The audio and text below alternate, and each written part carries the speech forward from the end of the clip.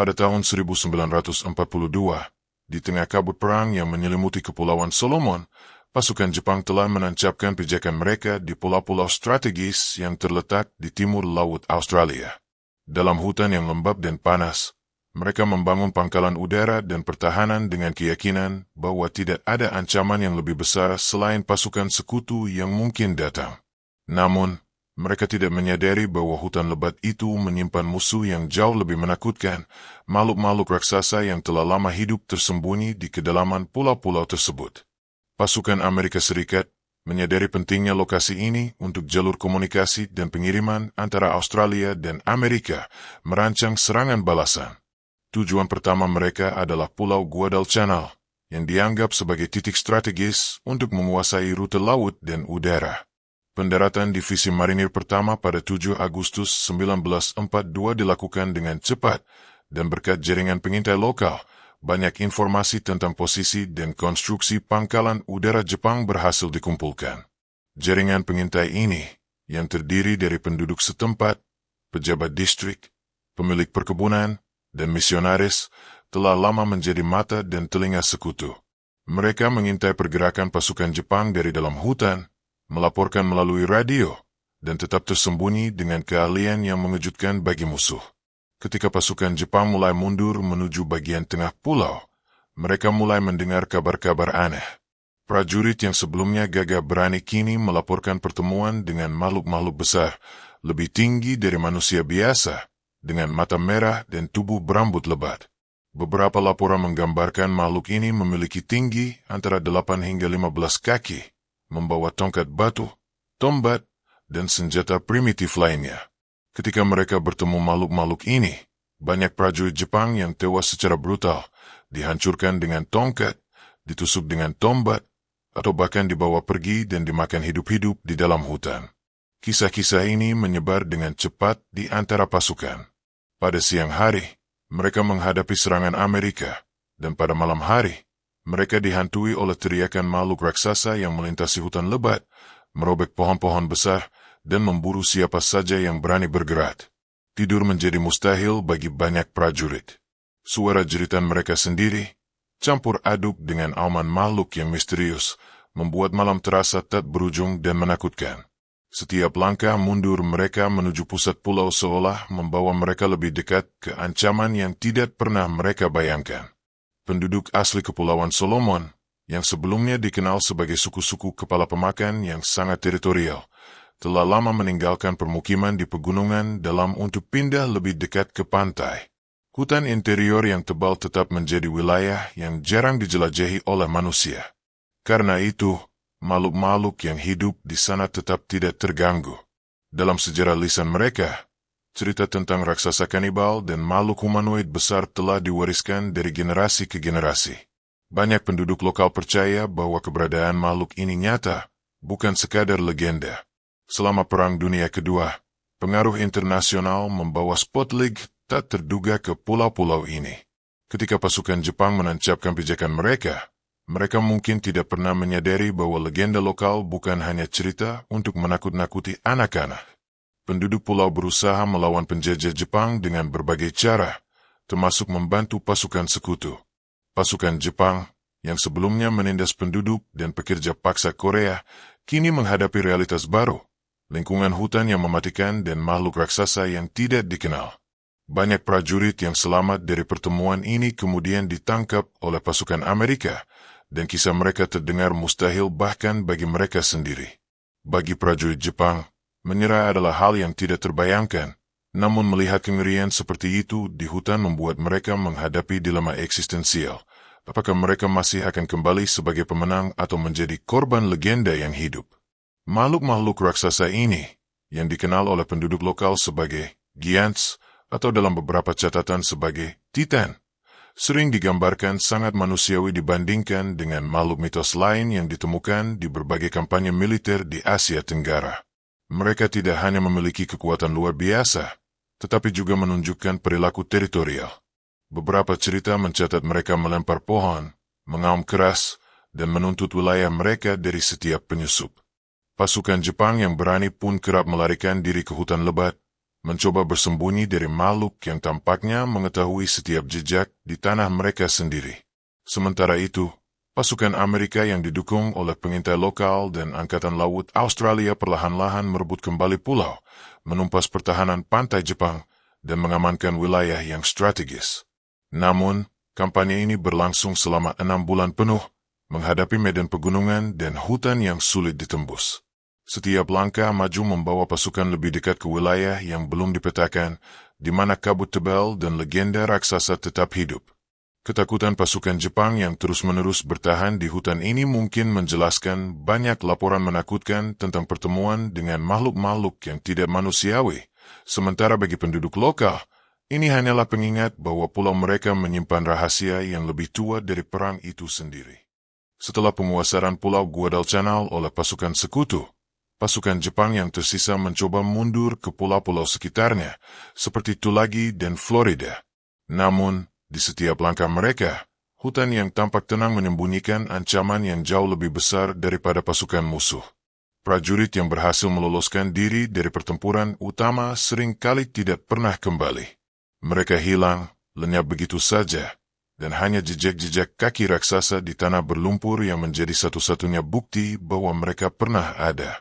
Beberapa laporan dari pasukan Amerika menyebutkan bahwa mereka menemukan tubuh prajurit Jepang yang robek dan terkoyak, seakan-akan diserang oleh makhluk besar dengan kekuatan luar biasa. Para ilmuwan dan sejarawan yang kemudian meneliti Kepulauan Solomon menemukan banyak catatan lisan penduduk lokal yang menyebutkan makhluk malam atau night giants. Mereka menggambarkan raksasa-raksasa ini memiliki kebiasaan berburu di malam hari, bergerak dengan kecepatan yang tidak manusiawi, dan sering menjerit dengan suara yang mampu mengguncang pohon-pohon tinggi. Tidak jarang, para prajurit sekutu sendiri mendengar suara auman keras yang membuat mereka merinding, meskipun tidak melihat makhluk tersebut. Banyak yang percaya bahwa makhluk-makhluk ini bukan hanya mitos, melainkan penjaga alami hutan yang menjaga keseimbangan ekosistem pulau selama ribuan tahun. Penduduk lokal yang bekerja sama dengan pasukan sekutu memiliki peran penting dalam membantu menjinakkan ketakutan ini. Mereka memberi informasi jalur aman, tanda-tanda keberadaan makhluk, dan ritual tradisional untuk menghindari wilayah yang dianggap suci atau berbahaya. Namun, tidak semua prajurit Amerika sepenuhnya mempercayai cerita-cerita ini. Beberapa menganggapnya sebagai taktik psikologis untuk menakut-nakuti musuh atau cerita rakyat belaka. Tetapi, seiring berjalannya waktu, bahkan pasukan paling skeptis mulai merasakan ketakutan yang sama saat malam tiba, dan hutan seolah hidup dengan suara-suara yang tidak bisa dijelaskan.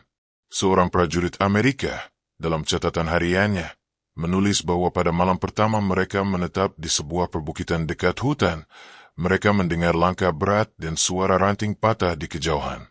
Mereka menyalakan api unggun untuk menenangkan diri, namun tiba-tiba suara auman lebih dekat terdengar, dan bayangan besar melintas di tepi cahaya. Semua prajurit yang melihatnya terdiam. Tidak ada yang berani bergerak atau menembak, karena mereka takut makhluk itu akan menyerang. Hari berikutnya, mereka menemukan jejak kaki besar dengan panjang sekitar 60-70 cm, dan pola jejak itu tidak menyerupai hewan manapun yang dikenal. Catatan ini kemudian menjadi salah satu bukti paling meyakinkan bahwa legenda lokal tentang makhluk raksasa bukan sekadar mitos. Sementara itu, pasukan Jepang yang tersisa menjadi semakin tertekan. Mereka harus menghadapi dua musuh sekaligus, pasukan sekutu yang mengejar dari depan dan makhluk-makhluk raksasa yang menghantui malam hari. Banyak prajurit Jepang mulai kehilangan akal sehat, beberapa menolak bergerak keluar dari barak sementara yang lain hilang begitu saja di hutan. Mereka tidak lagi berani melawan musuh secara langsung, karena takut lebih pada ancaman yang tidak terlihat daripada pertempuran manusia.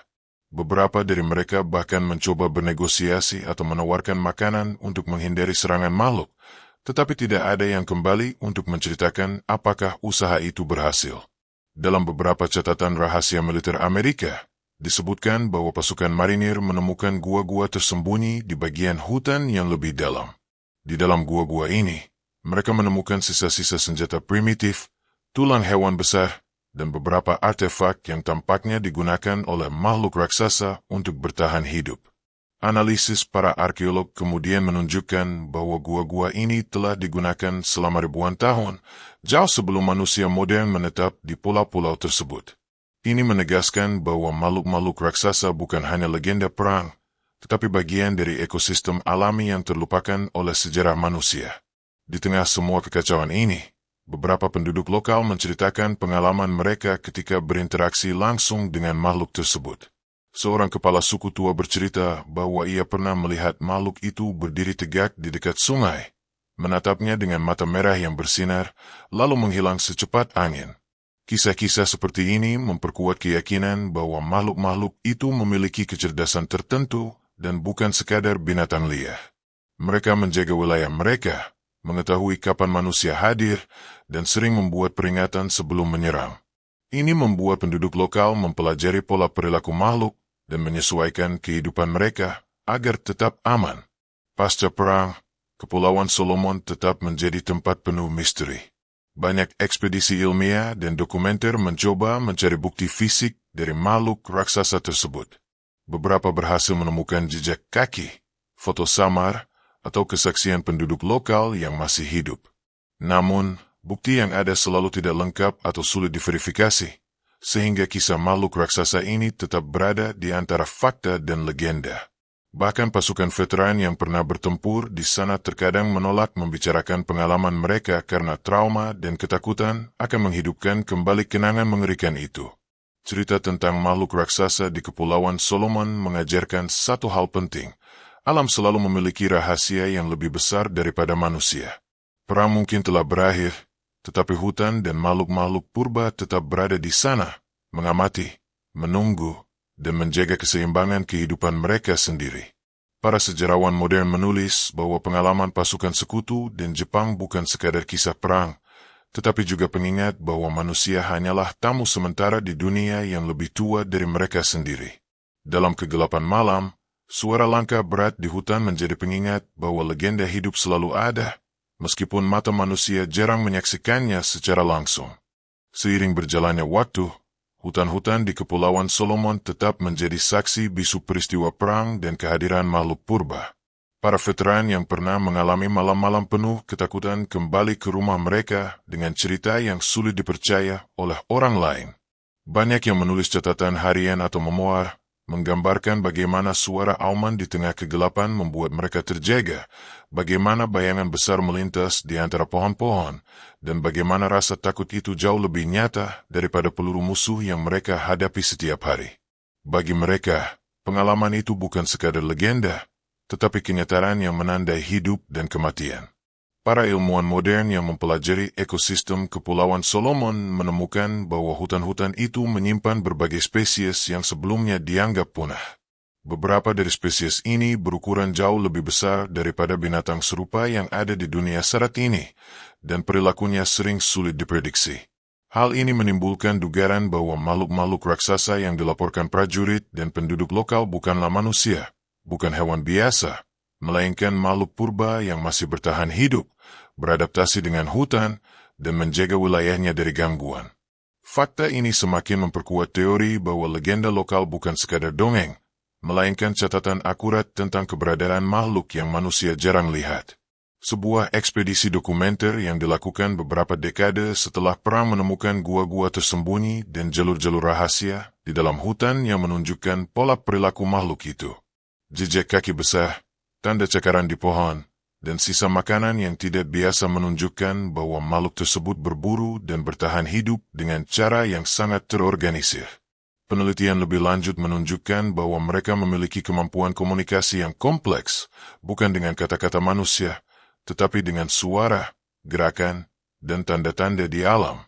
Hal ini menunjukkan kecerdasan yang menakjubkan, dan mengapa mereka mampu bertahan meskipun manusia dan perang mencoba menggusur mereka. Penduduk lokal tetap menjadi kunci dalam memahami makhluk-makhluk ini. Mereka memiliki tradisi lisan yang turun-temurun, mengenali tanda-tanda kehadiran makhluk, dan mengetahui jalur-jalur aman di hutan. Ritual dan upacara yang mereka lakukan bukan sekadar kepercayaan, tetapi bagian dari strategi bertahan hidup. Setiap tahun, mereka memperingatkan pendatang untuk menghormati wilayah makhluk purba dan menjaga keseimbangan alam. Banyak dokumenter modern menampilkan wawancara dengan kepala suku dan penduduk lama yang menggambarkan pengalaman mereka secara rinci. Mereka menceritakan kisah bagaimana malam-malam di hutan bisa berubah menjadi teror bagi siapapun yang tidak menghormati alam. Bagi pasukan sekutu dan Jepang yang pernah berada di pulau itu, cerita ini tetap membekas. Beberapa veteran yang selamat mengatakan bahwa pengalaman mereka di Kepulauan Solomon mengubah pandangan mereka tentang kehidupan dan perang. Mereka menyadari bahwa manusia hanyalah bagian kecil dari dunia yang jauh lebih besar dan penuh misteri. Beberapa bahkan menolak menerima penghargaan militer karena merasa mereka hanya tamu dalam wilayah yang bukan milik manusia. Trauma dan rasa hormat yang mendalam membuat mereka memilih diam, tetapi catatan harian dan surat-surat mereka tetap menjadi saksi sejarah yang luar biasa. Selain pengalaman manusia, hutan itu sendiri tetap hidup. Suara angin yang berdesir di pepohonan, gemericik air sungai, dan langkah berat makhluk di malam hari menjadi bagian dari simfoni alam yang tak terganggu. Banyak ekspedisi modern yang mencoba merekam suara ini dengan alat canggih, dan seringkali menangkap suara-suara aneh yang tidak bisa dijelaskan. Analisis audio menunjukkan pola-pola suara yang menyerupai komunikasi, tetapi jauh dari bahasa manusia. Hal ini semakin memperkuat teori bahwa makhluk raksasa itu tidak hanya ada, tetapi juga memiliki sistem sosial dan perilaku yang kompleks. Cerita ini kemudian menjadi inspirasi bagi peneliti, dokumenter, dan pembuat film. Banyak yang mencoba menampilkan kisah perang di Kepulauan Solomon tidak hanya dari sudut pandang manusia, tetapi juga dari perspektif alam dan makhluk purba yang hidup bersamaan dengan manusia. Hasilnya adalah dokumenter yang menggambarkan dualitas dunia, perang manusia dan kehidupan alami yang tetap tak terganggu, serta keberadaan makhluk purba yang misterius. Setiap cerita membawa penonton untuk merenungkan hubungan antara manusia dan alam, serta bagaimana sejarah bukan sekadar peristiwa manusia, tetapi juga interaksi antara manusia dengan dunia yang lebih tua dan lebih besar dari mereka. Akhirnya, Kepulauan Solomon tetap menjadi misteri yang menunggu untuk diungkap. Para peneliti masih datang dengan harapan menemukan bukti baru, seperti jejak kaki, foto, atau bahkan pertemuan langsung dengan makhluk purba. Namun, hutan yang lebat dan wilayah yang luas membuat pencarian itu sulit dan berbahaya. Banyak yang kembali dengan cerita menakjubkan, tetapi juga dengan rasa takut yang sama seperti yang dirasakan para prajurit pada malam-malam pertama mereka. Misteri ini tetap hidup, menunjukkan bahwa dunia memiliki rahasia yang tak bisa dipecahkan sepenuhnya oleh manusia. Kehadiran makhluk purba dan kisah perang yang menakutkan menjadi pengingat bahwa sejarah manusia hanyalah sebagian kecil dari cerita besar alam semesta. Dengan demikian, legenda makhluk raksasa di Kepulauan Solomon bukan hanya kisah horor atau dongeng perang. Ia adalah catatan tentang keberadaan yang lebih tua dari manusia, tentang alam yang hidup, dan tentang pengalaman manusia yang berhadapan dengan sesuatu yang jauh lebih besar daripada diri mereka sendiri.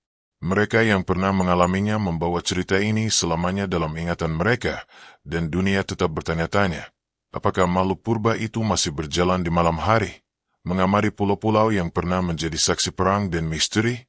Dan disinilah kisah berakhir, tidak dengan jawaban pasti, tetapi dengan pengakuan bahwa dunia menyimpan rahasia yang lebih besar daripada yang bisa manusia pahami.